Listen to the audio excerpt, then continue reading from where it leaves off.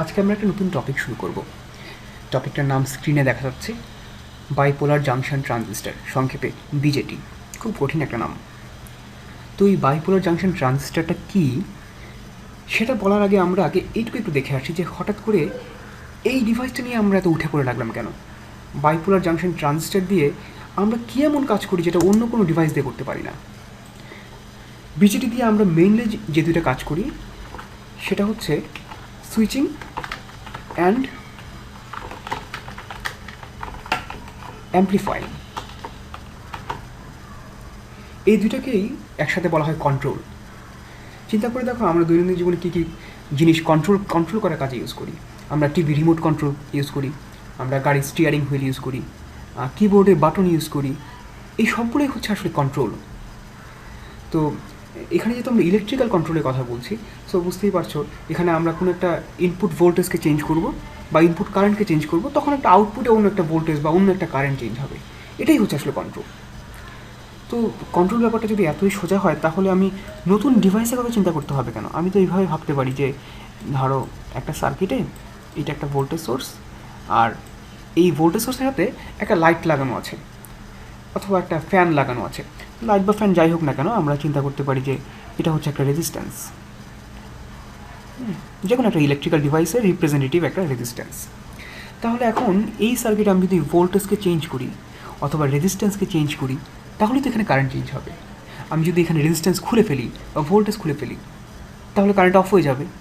তাহলে এই তো এই সিম্পল একটা সার্কিটই আমি আসলে ভোল্টেজ এবং রেজিস্ট্যান্স চেঞ্জ করে ইচ্ছা মতো আমি কারেন্টকে কন্ট্রোল করতে পারতেছি, ইভেন কারেন্টকে আমি সুইচ করতে পারতেছি। আসলে একজন ইলেকট্রিক্যাল ইঞ্জিনিয়ার ঠিক এই ধরনের সার্কিটকে কন্ট্রোলিং ডিভাইস বলতে রাজি হবে না। কেন? তার কারণ এইভাবে আমি যদি ভোল্টেজ বা কারেন্ট চেঞ্জ করার জন্য ভোল্টেজ সোর্সের ভ্যালু চেঞ্জ করতে হয় বা রেজিস্ট্যান্সের ভ্যালু চেঞ্জ করতে হয় তাহলে সেটা খুবই কাম্বারসাম। আমরা যেটা করি সেটা হচ্ছে ভোল্টেজ সোর্স এবং রেজিস্ট্যান্স এই দুইটার মাঝখানে অন্য একটা ডিভাইস বসিয়ে দিই। সেই ডিভাইসটা আমাদের সবার খুব চেনা। দেখো তো এটা চেনা যাচ্ছে কিনা।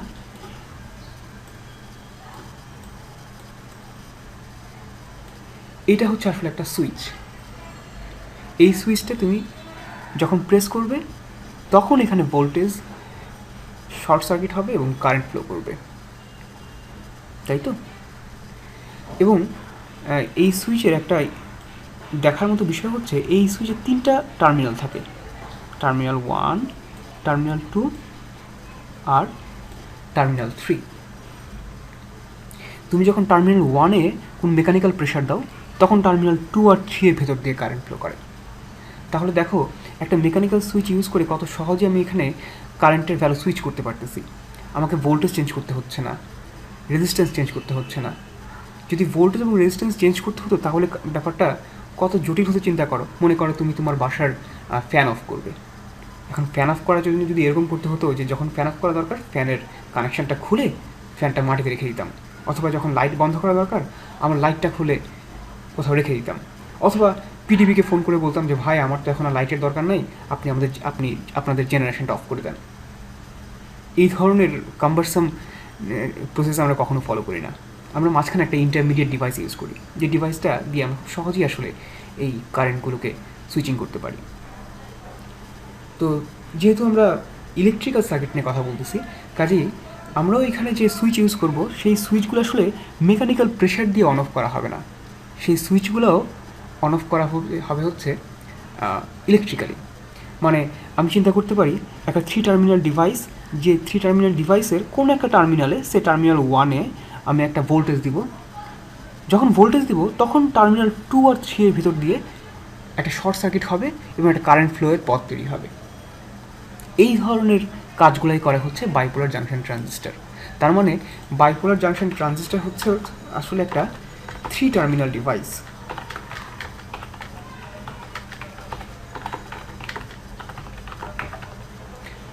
দেখো এর আগে আমরা যেসব ইলেকট্রিক্যাল কম্পোনেন্ট পড়ে আসছি, যেমন resistance, inductance, capacitance, even voltage source, current source, এই সবগুলোই ছিল কিন্তু 2 টার্মিনাল ডিভাইস। এই প্রথম আমরা একটা নতুন একটা ডিভাইস দেখতেছি বাইপোলার জাংশন ট্রানজিস্টার, যেটা হচ্ছে 3টা টার্মিনাল। এবং আবার মনে করে দিই 3টা টার্মিনাল কেন? কারণ হচ্ছে এটাকে আমরা সুইচিং পারপাসে ইউজ করব। একটা টার্মিনালে আমরা ভোল্টেজ দিব বা কারেন্ট দিব, যেটাকে আমরা বলতেছি এক্সাইটেশন, তখন অন্য দুটো টার্মিনালের ভিতর দিয়ে কারেন্ট ফ্লো করবে। আচ্ছা, এখানে কিন্তু আমি আসলে একটা গোজামিল দিয়েছি। গোজামিলটা কীরকম? ব্যাপারটা এরকম, আমি বলেছি যে কন্ট্রোলিং পারপাসের জন্য আমার দরকার একটা 3 টার্মিনাল ডিভাইস, কিন্তু আমাদের যেসব ডিভাইস নোন এর আগে আমরা পড়ে আসছি সেগুলো হচ্ছে 2 টার্মিনাল ডিভাইস। কিন্তু 2 টার্মিনাল ডিভাইস দিয়ে কিন্তু আমরা আসলে 3 টার্মিনাল ডিভাইস তৈরি করতে পারি। কীভাবে? ধরা যাক এটা একটা রেজিস্ট্যান্স, 2 টার্মিনাল ডিভাইস, এটাও একটা রেজিস্ট্যান্স, এটা একটা 2 টার্মিনাল ডিভাইস, এটা হচ্ছে আরেকটা রেজিস্ট্যান্স। এই 3টা রেজিস্ট্যান্সের এই 3টা মাথা যদি আমি শর্ট করে দিই, তাহলেই তো বাকি 3 টার্মিনাল মিলে একটা 3 টার্মিনাল ডিভাইস হিসেবে কাজ করতে পারে। 1 2 3, কি পারে না? পারার কথা। এখন আমি এখানে যদি ভোল্টেজ দিই, সে টার্মিনাল 1 আর 3 মধ্যে একটা ভোল্টেজ দিলাম, তাহলে এই ভোল্টেজের উপর ডিপেন্ড করবে 2 আর 3 টার্মিনালের ভিতর দিয়ে কী পরিমাণ কারেন্ট যাচ্ছে। ধরেন এইভাবে কানেকশন করে দিলাম, তাহলে তো এখানে আমি 1 আর 3 ভোল্টেজ চেঞ্জ করলে 2 আর 3 কারেন্ট চেঞ্জ হবে। তাহলে এটা কি কোনো কন্ট্রোলিং ডিভাইস না? উত্তর হচ্ছে না, এটাও কোনো কন্ট্রোলিং ডিভাইস না। কেন? তার কারণ যে কোনো কন্ট্রোলিং ডিভাইসের খুব বড় একটা প্রপার্টি হচ্ছে এইটা কখনো পাওয়ার সার্ভ করে না। পাওয়ার সার্ভ করা মানে কি? যেমন ধরো রাইফেলের ট্রিগার, তুমি যখন ট্রিগার প্রেস করো তখন রাইফেল থেকে বুলেট বের হয়ে যায়, কিন্তু বুলেট যে ভেলোসিটিতে বের হলো সেটা কি রাইফেলের ট্রিগারের স্পিডের উপর ডিপেন্ড করে? কখনোই না। রাইফেলের ট্রিগার শুধু ঠিক করে দেয় যে বুলেট এই মুহূর্তে রাইফেলের নল থেকে বের হয়ে যাবে কি যাবে না। অথবা কম্পিউটারের কিবোর্ড বাটনের কথা চিন্তা করো, আমরা যখন কিবোর্ড বাটনগুলো প্রেস করি তখন কিন্তু আমরা কম্পিউটারে কোনো পাওয়ার সার্ভ করি না, পাওয়ার ডেলিভার করি না, আমরা শুধু ইনস্ট্রাকশন দিই যে এই মুহূর্তে কী ধরনের প্রসেসর কোন লেটার নিয়ে সেটাকে প্রসেসিং করবে। সো কন্ট্রোলিং ডিভাইসের একটা বড় প্রপার্টি হচ্ছে তারা কখনো পাওয়ার প্রোভাইড করে না, তারা শুধু ইনস্ট্রাকশন প্রোভাইড করে। এটা আমাদের মনে রাখতে হবে, শুধুমাত্র ইনস্ট্রাকশন। সেই জন্যই এই সার্কিটটাকে আমরা কন্ট্রোলিং সার্কিট বলতে নারাজ, কারণ এখানে যদিও এই 2টা টার্মিনালের মধ্যে ভোল্টেজ চেঞ্জ করলে অন্য 2টা টার্মিনালে কারেন্ট চেঞ্জ হবে, বাট তারপরেও এই ভোল্টেজ সোর্সটাই আসলে এই সার্কিটে পাওয়ার প্রোভাইড করতেছে।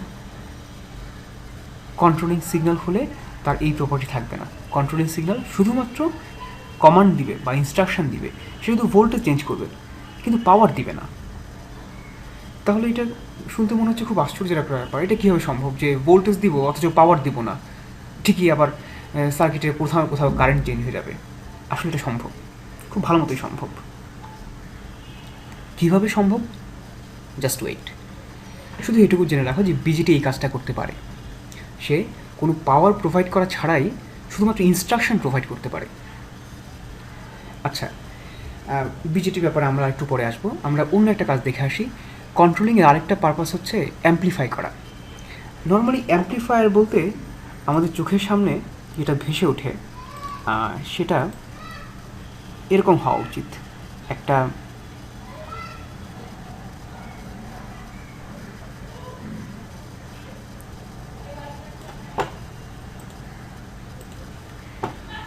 অ্যাম্প্লিফায়ার বলতে আমাদের চোখের সামনে কী ভেসে ওঠে? সাধারণত অডিও অ্যাম্প্লিফায়ার কথা সবাই চিন্তা করেন, তাই না? আসলে অ্যাম্প্লিফায়ার অনেক ধরনের আমরা ইউজ করি। আমরা যে লিভার ইউজ করি, মেকানিক্যাল লিভার, সেটা একটা অ্যাম্প্লিফায়ার। ইভেন সচিন টেন্ডুলকার যখন মাঠে ছক্কা পেটায় তখন সে আসলে ক্রিকেট ব্যাটটাকে একটা অ্যাম্প্লিফায়ার হিসেবে ইউজ করে। ডেফিনেটলি আমরা এখানে ওই সচিনের ক্রিকেট ব্যাটের অ্যাম্প্লিফায়ার হিসেবে অ্যাম্প্লিফায়ারের কথা বলবো না, আমরা এখানে ইলেকট্রিক্যাল অ্যাম্প্লিফায়ারের কথা বলছি। সো ইলেকট্রিক্যাল অ্যাম্প্লিফায়ারের খুব কমন একটা উদাহরণ হচ্ছে মাইক্রোফোন এবং স্পিকার সিস্টেম। ব্যাপারটা কীরকম? মাইক্রোফোন সিস্টেমে একটা মাইক্রোফোন সার্কিট থাকে। আমার আঁকা খুব একটা ভালো না, তবু তোমরা মেনে নাও। ধরো এটাই মাইক্রোফোন, দেখতে অনেকটা মুরগি রানের মতো হয়েছে আর কি। তো এই মাইক্রোফোনের সাথে আর কিছু এক্সটার্নাল সার্কিট থাকে। সার্কিটগুলো আমি আর রাখতেছি না, শুধু ইনপুট এবং আউটপুট রেখে দিচ্ছি। সার্কিটের শেষ মাথায় থাকে একটা স্পিকার, তাই তো? আমরা যেটা করি, মাইক্রোফোনে খুব ছোট্ট একটা অডিও সিগন্যাল ইনপুট দিই। ছোট্ট অডিও সিগন্যাল মানে আমাদের ভয়েসের পাওয়ারটা তো বেশি না, আমরা ধরা যাক ছোট্ট একটা ভয়েস ইনপুট দিলাম। স্পিকার যেটা করে সেটা করে কি, এই যে মাঝখানে এই প্রসেসিং সার্কিট পার হওয়ার পরে স্পিকার থেকে যে আউটপুট বের হয়ে আসে সেইটা হয় অনেক বড়, সেটা এরকম হয়, এরকম হয়। তাহলে একটা ছোট সিগন্যালকে অ্যাম্প্লিফাই করে স্পিকার একটা বড় সিগন্যাল হিসেবে আউটপুট দেয়। একটা ব্যাপার ভেবে দেখো, কারশফস ভোল্টেজ ল বলে কোনো একটা সার্কিটে ইনপুট ভোল্টেজ যা হবে ওই সার্কিটের অন্য সবগুলো জায়গায়। কারশফস ভোল্টেজ ল কী বলে? কারশফস ভোল্টেজ ল বলে যে কোনো একটা সার্কিটে ইনপুট ভোল্টেজ যা দেওয়া হবে সার্কিটে অন্য সব এলিমেন্টের অ্যাক্রসে টোটাল ভোল্টেজ ড্রপ তার সমান হবে। তার মানে যে কোনো একটা সার্কিটের লুপে input voltage will be equal to voltage rise will be equal to voltage drop। তাহলে এই মেকানিজমটা কীভাবে সম্ভব যে একটা মাইক্রোফোনের সামনে আমি ছোট্ট একটা সিগন্যাল দিচ্ছি, অথচ কারশফস ভোল্টেজ ল ভায়োলেট করে আউটপুটে তার চেয়ে বড় একটা ভোল্টেজ পেয়ে যাচ্ছি? আসলে এটা সম্ভব এই কারণে যে এখানে আসলে শুধুমাত্র একটা ভোল্টেজ ইনপুট দেওয়া হয় না। এখানে যেটা করা হয়, এই স্পিকার সার্কিটে এইখানে আসলে একটা প্লাগ লাগানো থাকে, যে প্লাগটা কোনো একটা ইলেকট্রিক্যাল সার্কিটে প্লাগ ইন করা হলে তারপরে এই অ্যাম্প্লিফাইং ডিভাইসটা কাজ করে।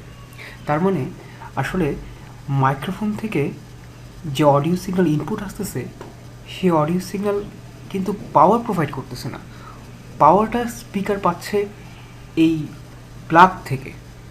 তবে কোন মুহূর্তে কতটুকু পাওয়ার সে ড্র করবে সেই ইনস্ট্রাকশন আসতেছে এই মাইক্রোফোনের ছোট অডিও সিগন্যাল থেকে। সো আমরা এটা বুঝলাম যে অ্যাম্প্লিফাইং ডিভাইস নিয়ে আমরা যখন কথা বলি সেখানেও সুইচিংয়ের মতোই একটা ইনস্ট্রাকশন সিগন্যাল থাকে, এবং একই সাথে একটা পাওয়ার বক্সও থাকে। পাওয়ার বক্স থেকে কোন মুহূর্তে কতটুকু পাওয়ার ড্র করা হবে সেটা ডিটারমাইন করে দেয় এই ইনস্ট্রাকশন সিগন্যাল। তো এখন দেখা যাক আমরা একটা 3 টার্মিনাল ডিভাইস দিয়ে কোনো একটা অ্যাম্প্লিফায়ার ডিজাইন করতে পারি কি না।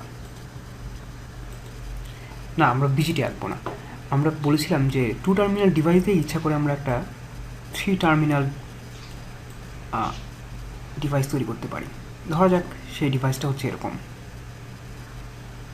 3টা রেজিস্ট্যান্স, এর 3টা টার্মিনাল শর্ট করে অন্য 3টা টার্মিনাল আমরা 3 টার্মিনাল ডিভাইস হিসেবে ইউজ করব, এবং আমাদের টার্গেট হচ্ছে আমরা একটা অ্যাম্প্লিফায়ার বানানোর চেষ্টা করব, যে অ্যাম্প্লিফায়ার একটা ইনপুট ভোল্টেজ থাকবে। ইনপুট ভোল্টেজটা হবে খুব ছোট্ট একটা ভোল্টেজ, মানে আমরা যখন ভয়েস দিয়ে কোনো অডিও সিগন্যাল তৈরি করি সেটা যেরকম ছোট্ট একটা সিগন্যাল হয় ঠিক সেরকম। আর এইখান থেকে আমরা এই রেজিস্ট্যান্সে অ্যাক্রসে আমরা আউটপুট নিব। ধরা যাক এই রেজিস্ট্যান্সটাই হচ্ছে স্পিকার থেকে আমরা একটা বড় আউটপুট পেতে চাই। তো যেহেতু স্পিকার থেকে বড় আউটপুট পেতে চাই, কাজে এক্ষেত্রে পাওয়ার সাপ্লাই করতে হবে, তাই এখানে আমরা একটা বড় ব্যাটারি লাগিয়ে দিই। এটার কাজ হচ্ছে পাওয়ার দেওয়া। তাহলে এই ছোট্ট ভোল্টেজ থেকে সে নাম দিলাম V1 বা V1,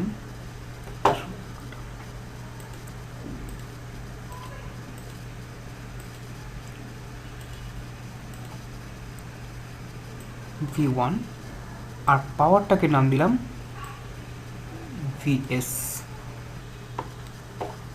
আচ্ছা, আরেকবার মনে করিয়ে দিই আমাদের টার্গেটটা কি।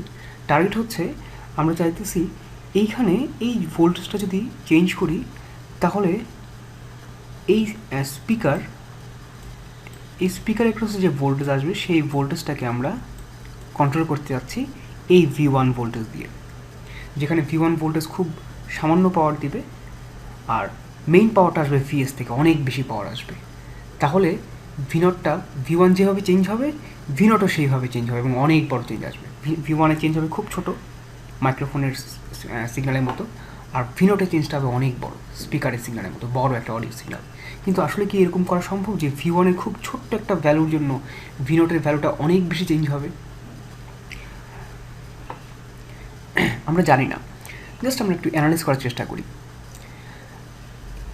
আচ্ছা, এইখানে যেহেতু এই সার্কিটের দুইটা সোর্স VS এবং V1, সো দুইটা সোর্সের জন্যই কিন্তু আসলে V0 ইফেক্টেড হবে। ধরা যাক V0কে আমরা এইভাবে লিখতে পারি, V0 equal to some constant, ধরো K ইন্টু ধরো K1 VS প্লাস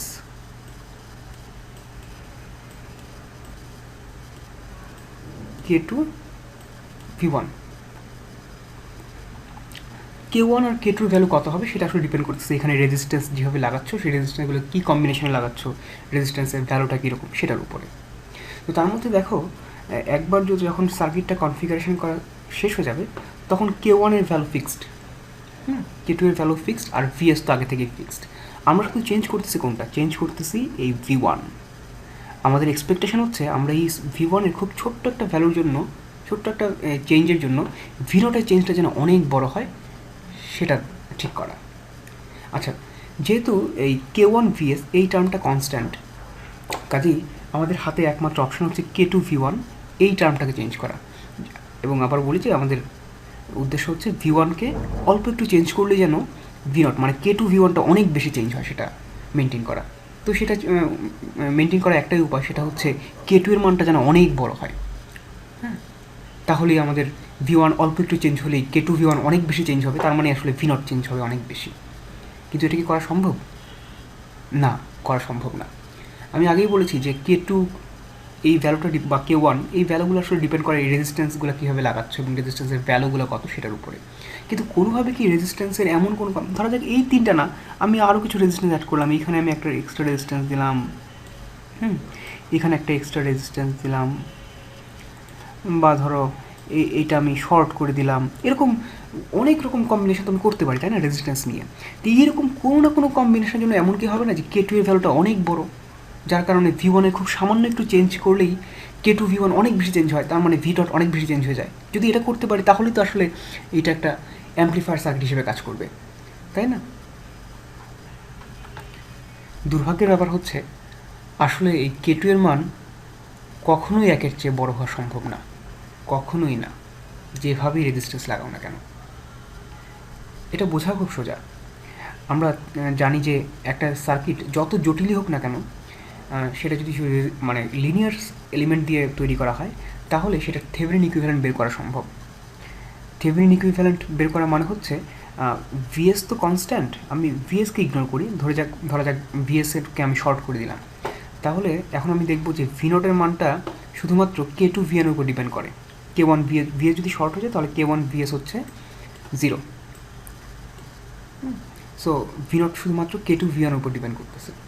এখন আমরা যদি থেভেনিন ইকুইভ্যালেন্ট অ্যাপ্লাই করি এই সার্কিটে, V0কে আমরা যদি এইভাবে শর্ট করে দিই তাহলে দেখব যে এরকম একটা সার্কিট আমাদের হাতে চলে আসছে, একটা এত বড় সার্কিট, সেটা রিপ্লেসড হয়ে যাবে একটা ছোট্ট ভোল্টেজ আর একটা থেভেনিন রেজিস্ট্যান্স দিয়ে, RTH নাম দিলাম। আর এই যে এটা হচ্ছে VTH, থেভেনিন ভোল্টেজ। দেখো এই থেভেনিন ভোল্টেজের ভ্যালু অবশ্যই V1 এর চেয়ে ছোটো হবে এখানে, সার্কিট যেমনই হোক না কেন। প্লাস সেখানে একটা রেজিস্ট্যান্স থাকবে, থেভেনিন রেজিস্ট্যান্স থাকবে।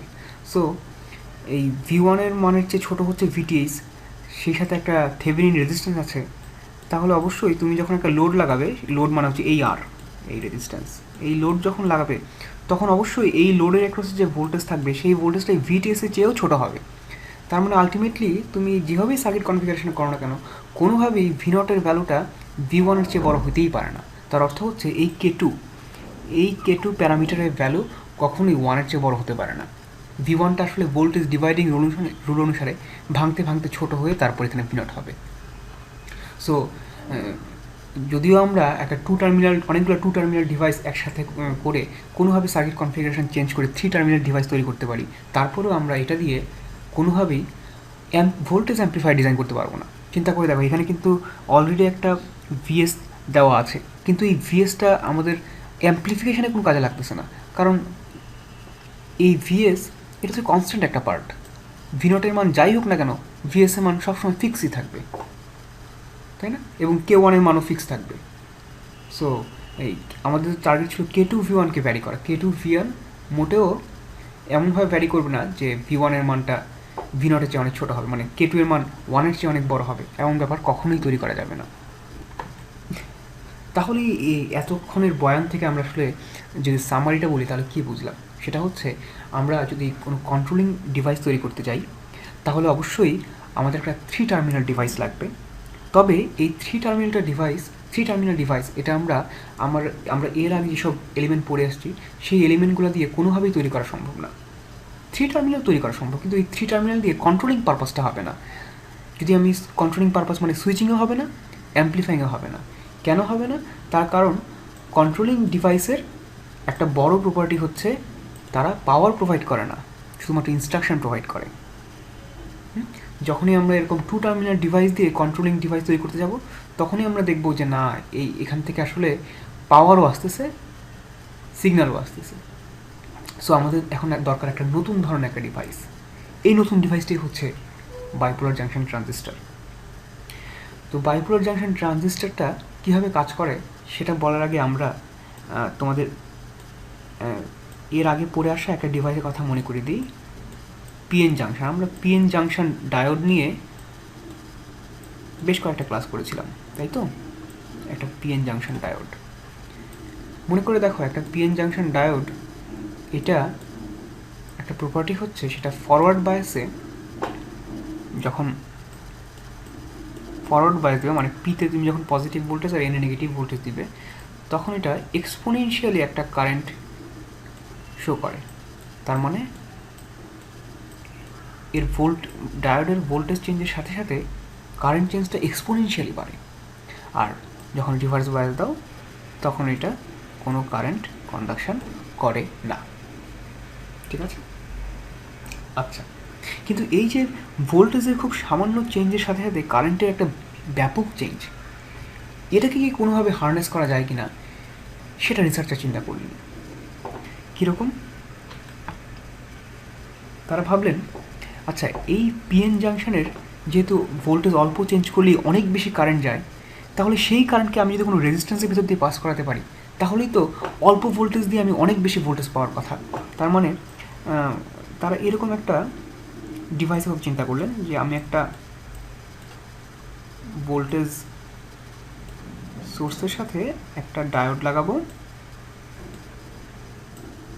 যেহেতু ভোল্টেজ সোর্স অল্প ভোল্টেজ চেঞ্জ করলে ডায়োডে অনেক বেশি কারেন্ট চেঞ্জ হবে, তাহলে এই কারেন্ট যদি একটা রেজিস্ট্যান্সের ভিতর দিয়ে যায়, এইভাবে যদি একটা রেজিস্ট্যান্স ভিতর দিয়ে যায়, তাহলে তো আমাদের কার্য হাসিল হয়ে যায়।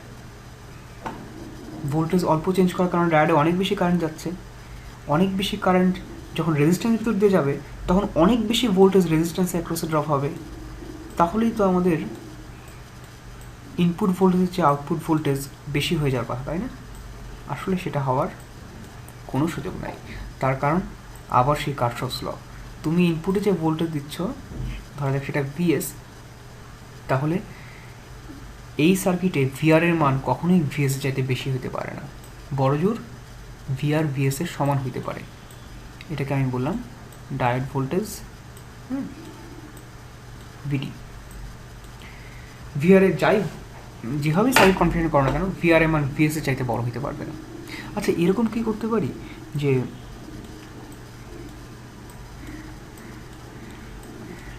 একটা ডায়োড থাকবে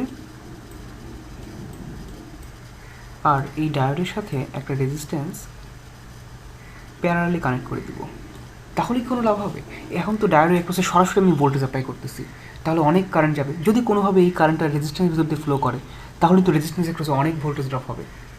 আসলে সেটাও হবে না, কারণ এখানে দেখো যে তুমি এখানে যে ভোল্টেজ দিচ্ছ সেই ভোল্টেজটাই আসলে যে ইনপুট ভোল্টেজ যদি ভিএস হয় তাহলে রেজিস্ট্যান্সের একপাশে ভোল্টেজও আসলে ভিএসই হবে, যেহেতু এই রেজিস্ট্যান্সটা ডায়োডের সাথে এবং ভোল্টেজ সোর্সের সাথে প্যারালালি কানেক্ট করা।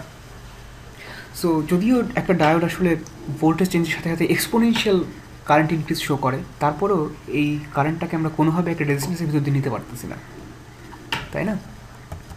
আসলে বাইপোলার জাংশন ট্রানজিস্টার যখন প্রথম আবিষ্কার করা হয় তখন এটার পারপাস ছিল অ্যাম্প্লিফাইং, মানে রিসার্চাররা এমন একটা সেমিকন্ডাক্টর ডিভাইস খুঁজে বেড়াচ্ছিল যেটা দিয়ে কোনো ভোল্টেজ সিগন্যালকে বা কোনো কারেন্ট সিগন্যালকে আমরা অ্যাম্প্লিফাই করতে পারি। অ্যাম্প্লিফাইং ডিভাইস কিন্তু আগে থেকেই ছিল, ভ্যাকুয়াম টিউব ছিল, কিন্তু এগুলো খুব বাল্কি ছিল আর এগুলো প্রচুর হিট জেনারেশন করতো। তাই তারা মানে একটা অল্টারনেটিভ মিডিয়াম খোঁজার চেষ্টা করলো। তো এই অল্টারনেটিভ মিডিয়ামটা আসলে কী হতে পারে সেটা নিয়ে রিসার্চাররা চিন্তা করতে করতে তারা হঠাৎ এরকম একটা স্ট্রাকচার প্রপোজ করলো। তারা বললো যে আচ্ছা একটা ডায়োডের পিএন জাংশন ডায়োডের কথাই বলি, এই ডায়োডে আমরা জানি যে ফরওয়ার্ড বায়াস যখন করি, ফরওয়ার্ড বায়াস মানে পিতে আমরা বেশি পজিটিভ দিব আর এনে আমরা একটা নেগেটিভ ভোল্টেজ দিব। যখন এরকম একটা কনফিগারেশন করি তখন প্রচুর পরিমাণ ইলেকট্রন এন সাইড থেকে পি সাইডের দিকে চলে আসে, আবার পি সাইড থেকে প্রচুর পরিমাণ হোল এন সাইডে ইনজেকশন শুরু হয়। রিসার্চাররা করলেন কি দেখো, রিসার্চাররা এন এবং পি এটার পাশে আরেকটা এন টাইপের ডিভাইস ক্যাসকেট করে দিলেন এবং তারপরে এই এক্সট্রা যে একটা লেয়ার দিল সেই লেয়ারে একটা পজিটিভ ভোল্টেজ এখানে একটা নেগেটিভ ভোল্টেজ দিয়ে এইভাবে কানেকশন করে দিলেন। তাহলে কী লাভ হইল? লাভটা হলো এই যে এখন এন সাইড থেকে ইলেকট্রন যখন পি সাইডে এন্টার করবে তারপরে ইলেকট্রন দেখো ইলেকট্রন যাওয়ার জন্য এখন দুইটা পথ। ইলেকট্রন ইচ্ছা করলে এখানে একটা পজিটিভ ভোল্টেজ আছে, ইলেকট্রন ইচ্ছা করলে এই পজিটিভ ভোল্টেজের আকর্ষণে এই সার্কিট দিয়ে ফ্লো করতে পারে, আবার ইচ্ছা করলে এখানে একটা পজিটিভ ভোল্টেজ আছে, ইলেকট্রন কিন্তু এই পি সাইড দিয়ে থেকে এন সাইডে এই পাশের এন সাইডে চলে যেতে পারে। তার মানে ইলেকট্রন এই রাস্তায় চলে আসতে পারে। অর্থাৎ কারেন্ট ফ্লো করার জন্য এখন দুইটা পথ ক্রিয়েট হয়েছে, একটার নাম দিলাম I2 আর একটার নাম I1। কেমন? দেখো এই স্ট্রাকচারটা কিন্তু একটা 3 টার্মিনাল ডিভাইস। কেন? এটা হচ্ছে টার্মিনাল 1, এটা হচ্ছে টার্মিনাল 2, এটা হচ্ছে টার্মিনাল 3। আমি টার্মিনাল 1 আর 2 এর মাঝখানে একটা ভোল্টেজ দিয়ে যদি টার্মিনাল 1 আর 3 এর মধ্যে কারেন্ট কন্ট্রোল করতে পারি তাহলে এটা একটা কন্ট্রোলিং ডিভাইস হয়ে যাবে। কিন্তু মনে রেখো এই ডিভাইসে একটা বড় সমস্যা হচ্ছে কারেন্ট কিন্তু এন থেকে মানে ইলেকট্রন এন থেকে পিতে আসার পরে সরাসরি পাশে এনে চলে যাচ্ছে না, এনের কিছুটা অংশ আসলে ফ্লো করে নিচের সার্কিটে ফ্লো করতেছে, I1 হিসেবে ফ্লো করতেছে, আর কিছুটা কারেন্ট I2 হিসেবে ফ্লো করতেছে। এই যে কারেন্টের ইলেকট্রনের যে অংশটা I1 হিসেবে বের হয়ে আসতেছে সেটা কিন্তু আমাদের জন্য ডিজায়ারেড না। কেন ডিজায়ারেড না? কারণ হচ্ছে আমরা চাচ্ছি একটা 3 টার্মিনাল ডিভাইস তৈরি করতে, যে 3 টার্মিনাল ডিভাইসের যে কোনো দুইটা টার্মিনালে আমরা যখন একটা এক্সাইটেশন দিব, ধরো ভোল্টেজ যখন দিব, তখন আমরা চাচ্ছি অন্য দুটো টার্মিনালের ভিতর দিয়ে কারেন্ট ফ্লো করবে। মানে এখানে যেরকম আমরা চাচ্ছি টার্মিনাল 1 আর টার্মিনাল 2, এই দুটো টার্মিনালে ক্রসে আমরা ভোল্টেজ দিব, কিন্তু কারেন্ট 1 আর 2 এর মাঝখানে যাবে না, কারেন্ট যাবে হচ্ছে 1 আর 3 এর ভিতর দিয়ে। তার মানে যে সুইচিং ডিভাইসের কথা চিন্তা করো, একটা সুইচ কীরকম ছিল দেখতে, তার ছিল 3টা টার্মিনাল, আমরা যখন নাম দিয়েছিলাম 1, 2, 3। আর বাইরে ছিল একটা সার্কিট, একটা ভোল্টেজ সোর্স আর রেজিস্ট্যান্স, তাই না? আমরা যখন টার্মিনাল 1-এ মেকানিক্যাল প্রেশার দিয়েছিলাম তখন এই সুইচটা অন হয়ে এখানে সার্কিট প্রভিশনের জন্য একটা পথ তৈরি হয়ে গিয়েছিলো এবং কারেন্ট কন্ডাকশন হচ্ছিল। এই কাজটা আমরা এই ইলেকট্রিক্যালি করতে চাই এই স্ট্রাকচার দিয়ে। কীভাবে? আমরা চাচ্ছি এখন টার্মিনাল 1 আর 2 এর মাঝখানে আমরা একটা ভোল্টেজ দিব, কিন্তু 1 আর 2-তে ভোল্টেজের কারণে কারেন্ট 1 আর 2-তে যাবে না, মানে এই সার্কিটের ভিতরে কারেন্ট যাবে না, কারেন্ট যাবে হচ্ছে এই বাইরের সার্কিটের ভিতর দিয়ে, এই বাইরের সার্কিটের ভিতর দিয়ে। তার মানে আমাদের টার্গেট হচ্ছে এই যে একটা এক্সট্রা কম্পোনেন্ট আমরা পেলাম I1, সেই I1 কম্পোনেন্টটা আমরা চেষ্টা করব যতটুক পারা যায় 0-র কাছাকাছি রাখতে, এবং এই I2 টার্মসটাকে আমরা বাড়ানোর চেষ্টা করব। I2 টার্মসটা কেন হচ্ছে আবার বলি, যে এন সাইড থেকে যেহেতু পিএন জাংশন, এটাকে তুমি ফরওয়ার্ড বায়াসিং করেছো, কাজেই এন সাইড থেকে ইলেকট্রন চলে আসলো পি সাইডে। এইবার ইলেকট্রন যাওয়ার জন্য দুইটা পথ, একটা হচ্ছে সে পাশের এন জাংশনে চলে যেতে পারে, অথবা পি সাইড থেকে এটা বের হয়ে এক্সটার্নাল সার্কিটে চলে আসতে পারে।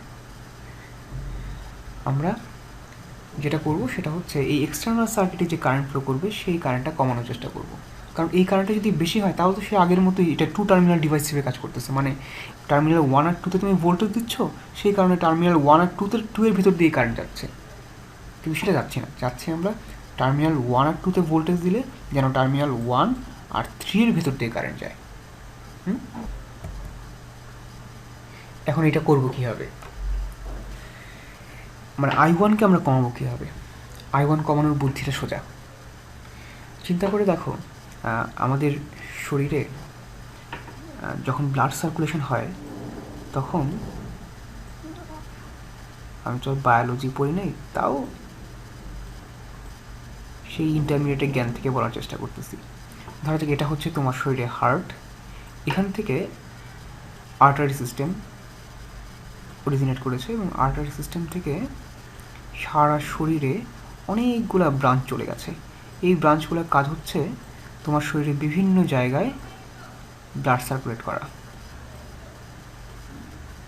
ঠিক আছে? বিভিন্ন জায়গায় ব্লাড সার্কুলেট করা, তোমার হাতে, পায়ে, মাথায়, অ্যাবডোমেনে, ইভেন হার্টের নিজেরও ব্লাড দরকার। তো এখন নিশ্চয়ই তোমার শরীরের সব পার্টের সমান পরিমাণ ব্লাড সার্কুলেশন দরকার নাই। যেমন আমাদের হাত এবং পায়ে কিন্তু মাথার তুলনায় অনেক বেশি ব্লাড সার্কুলেশন দরকার হয়। তো এই যে কোন শরীরে কোন অঙ্গে কত বেশি ব্লাড সার্কুলেট হবে সেটা আমি কীভাবে ঠিক করব? সেটা ঠিক করার উপায় খুব সোজা। এই যে এখানে যে ব্লাড ভেসেলগুলো বের হয়ে আসতেছে, এই ব্লাড ভেসেলগুলোর থিকনেসের উপর আসলে ডিপেন্ড করে যে কোন অঙ্গে কী পরিমাণ রক্ত সঞ্চালন হবে। ভেসেলের থিকনেস যত বেশি, রক্ত সঞ্চালনের পরিমাণও তত বেশি।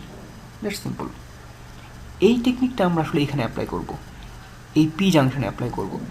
আবার মনে করে দিই আমরা কী করতে যাচ্ছি, আমরা চাচ্ছি এন সাইড থেকে ইলেকট্রন যখন ফরওয়ার্ড বায়াসের কারণে ফ্লো হয়ে পি সাইডে প্রবেশ করলো, তারপরে এই ইলেকট্রন দুই ভাগে ডিভাইড হবে, তাই তো? একটা যাবে পাশের এন রিজনে, একটা বের হয়ে আসবে এক্সটার্নাল সার্কিটে। এই বেরিয়ে আসা কারেন্টের পরিমাণ যেন কম হয় সেজন্য আমরা যেটা করব, এই পি লেয়ারটাকে আমরা থিন করে দিব।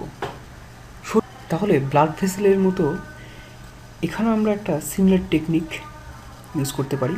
কীভাবে দেখো, এন রিজন এবং তার পাশে হচ্ছে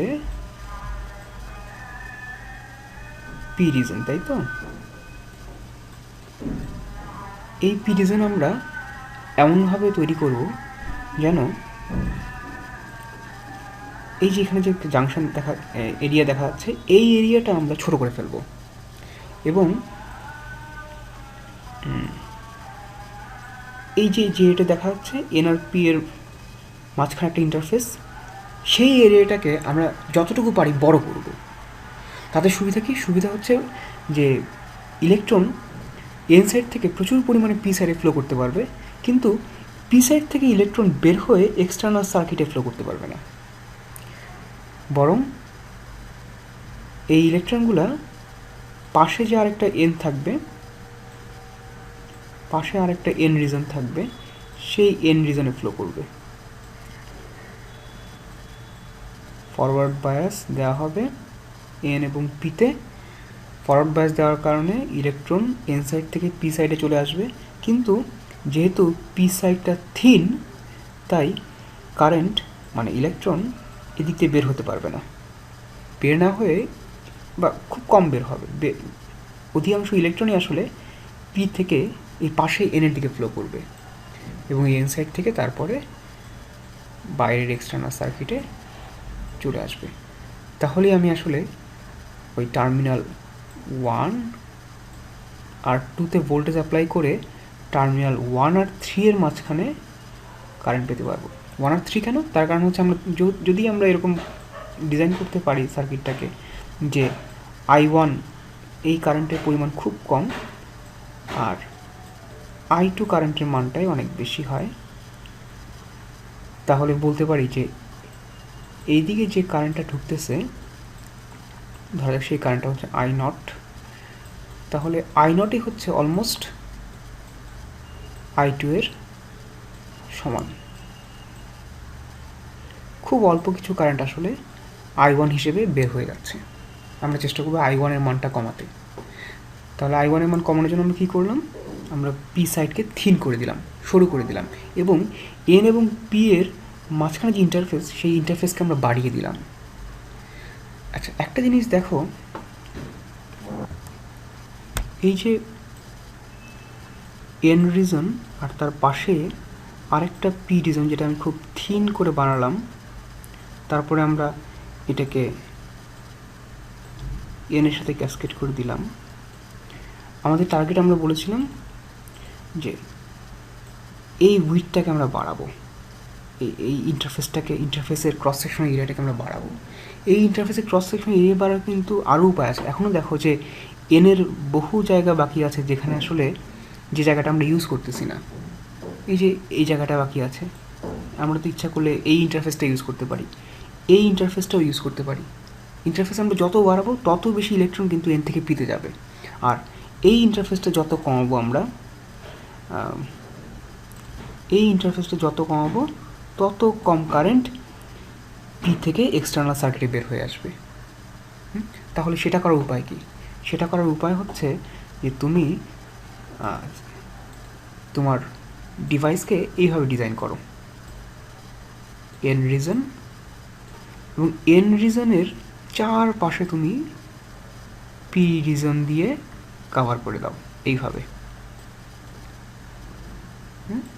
এটা হচ্ছে পি।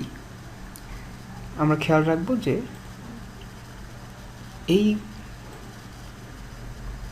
এই জাংশনটা এটা যেন ছোট হয়, এটা যেন থিন হয়, এবং এই রিজনটা যেন অনেক বড় হয়। যেহেতু এখন এনের চারপাশে পি টাইপের ম্যাটেরিয়াল দিয়ে কভার করে দেওয়া আছে, সো এই ক্রস সেকশন এরিয়াটা এখন ম্যাক্সিমাম, আর পি থিন হওয়ার কারণে এই যে এরিয়াটা হচ্ছে খুব ছোট। তারপর আমরা যেটা করি, এইভাবে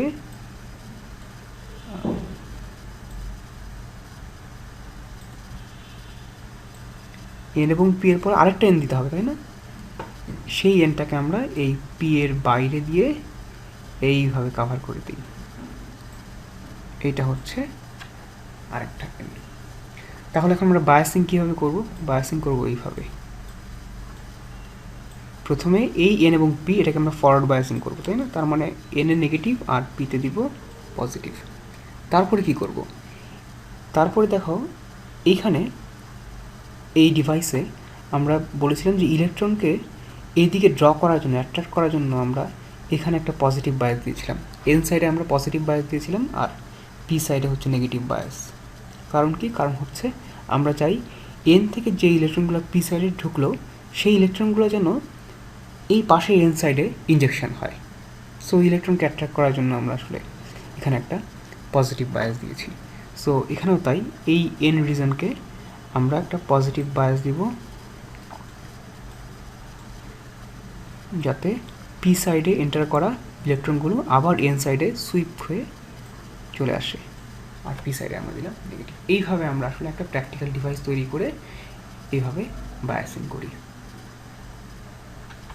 আরও একটা ব্যাপার খেয়াল করো, এই পিএন জাংশনে এন পাশে হচ্ছে পি।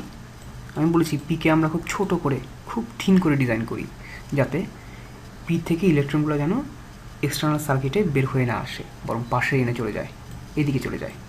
তবু আমরা এখন বোঝানোর সুবিধার্থে পিকে অনেক বড় করে রাখলাম। আচ্ছা, যখন আমরা এই পিএন জাংশনকে ফরওয়ার্ড বায়াস করি, মানে পিতে যখন পজিটিভ ভোল্টেজ আর এনে নেগেটিভ ভোল্টেজ দিই, তখন কিন্তু এন সাইড থেকে ইলেকট্রন যে পি সাইডে শুধু চলে আসে তাই না, আরেকটা ব্যাপার হয়, সেটা হচ্ছে পি সাইডে যে হোল আছে সেই হোলগুলোও এন সাইডে প্রবেশ করা শুরু করে। আচ্ছা, এই যে পি সাইড থেকে হোলগুলো এন সাইডে চলে যাচ্ছে, সেই কারণে পি সাইডে কিছু হোলের ডিপ্রেশন তৈরি হবে, মানে হোলের ডেফিসিয়েন্সি তৈরি হবে। এই ডেফিসিয়েন্সিগুলো পূরণ করবে কে? পূরণ করবে হচ্ছে এইখান থেকে, এই পজিটিভ টার্মিনাল থেকে কিছু প্লাস চার্জ বের হয়ে পি সাইডে ঢুকবে। পি সাইড থেকে যত পরিমাণ হোল এন সাইডে ঢুকে যাচ্ছে, ঠিক সেই পরিমাণ হোলকে রিপ্লিট করার জন্য, মানে রিপ্লেস করার জন্য আবার এই পজিটিভ টার্মিনাল থেকে হোল বের হয়ে পি সাইডে এন্টার করবে। তাহলে চিন্তা করো, আমরা প্রথমে বলেছিলাম যে আমাদের টার্গেট হচ্ছে এমন একটা ডিভাইস তৈরি করা, এমন একটা 3 টার্মিনাল ডিভাইস তৈরি করা, যেখানে আমরা টার্মিনাল 1 আর টার্মিনাল 2 এই দুইটা টার্মিনালের মাঝখানে ভোল্টেজ দিব, এবং এই ভোল্টেজের কারণে 1 আর 2 না, টার্মিনাল 1 আর টার্মিনাল 3 এদের মাঝখানে কারেন্ট ফ্লো করবে।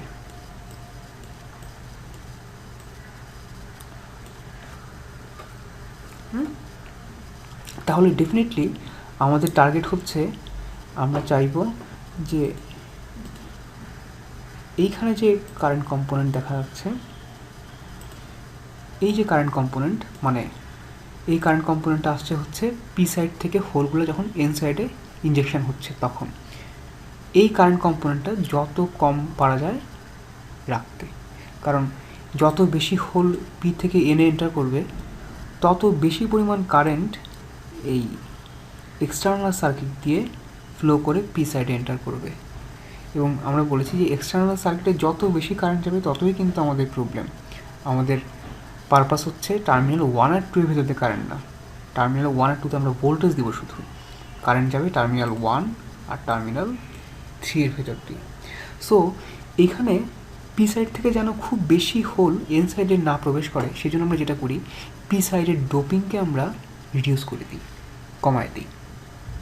তাহলে দেখো যে আমরা আসলে এখানে বাইপোলার জাংশন ট্রানজিস্টর ম্যানুফ্যাকচার করার দুইটা রুলস দেখলাম।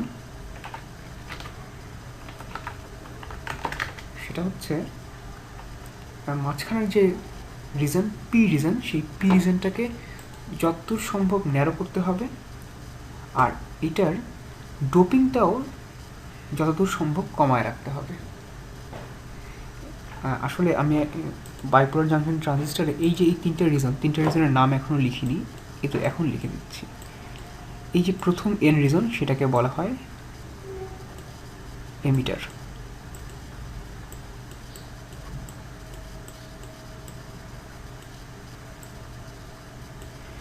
তারপর মাঝখানে যে রিজনটা পি, সেটাকে বলা হয় বেস।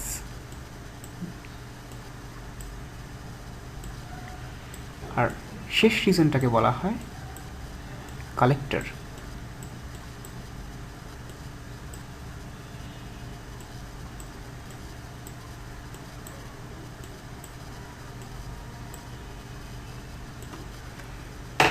এমিটার, বেস এবং কালেক্টর।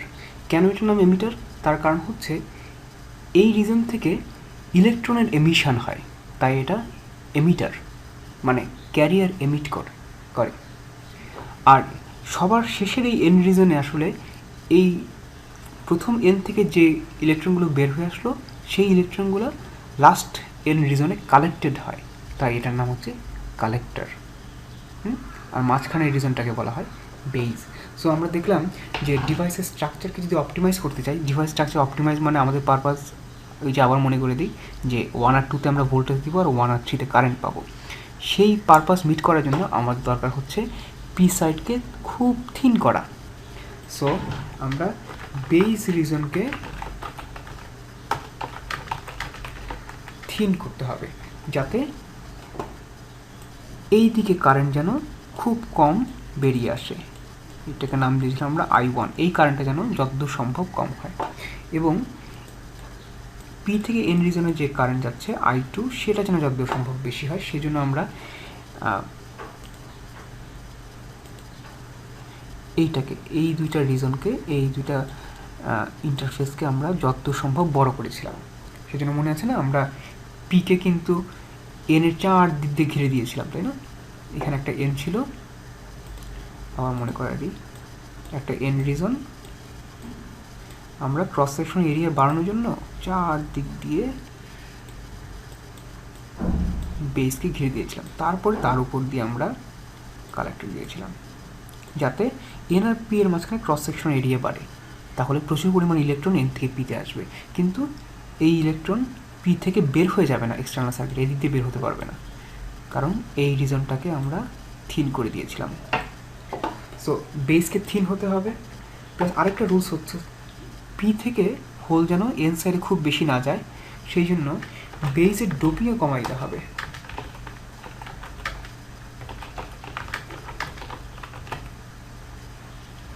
খুব কম ডোপিং করতে হবে বেসকে। তাহলে এটাও বলতে পারো আসলে যে এনকে কীভাবে ডোপিং করতে হবে।